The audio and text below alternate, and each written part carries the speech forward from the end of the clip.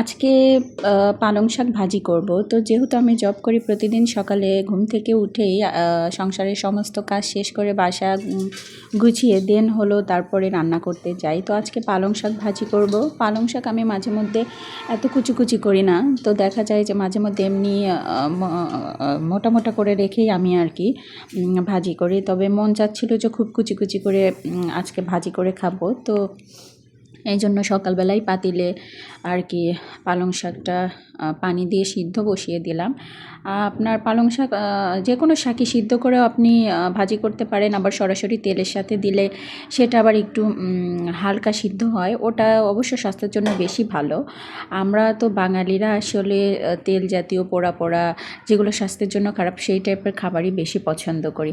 But আপনি স্বাস্থ্যসম্মত ওয়েতে যত তেল কম সিদ্ধ করে রান্না করে খাবেন সেটা কিন্তু সবচেয়ে শরীরের জন্য সবচেয়ে উপযোগী। কিন্তু ওই যে আমাদের কথায় আছে না যে বাঙালিরা হলো মাছে ভাতে বাঙালি। তো বাঙালিরা আসলে আমরা মানে যেটা আমাদের জন্য স্বাস্থ্যের জন্য ক্ষতিকর, আমরা সেই খাবারটাই কেমন জানি পছন্দ করি। বাট বিদেশে দেখেন তাদের ফিটনেস, তাদের শরীর স্বাস্থ্য তারা খুবই মেনটেন করে। দেখা যায় যে তারা ভাতও খায় না সেরকমভাবে, তারপরে তারা আধা সিদ্ধ খাবার খায়। তো এটা আসলে শরীরের জন্য অনেক ভালো। তো আবার বাংলাদেশের মধ্যেও কেউ এভাবে তাদের ফিটনেস মেনটেন করে।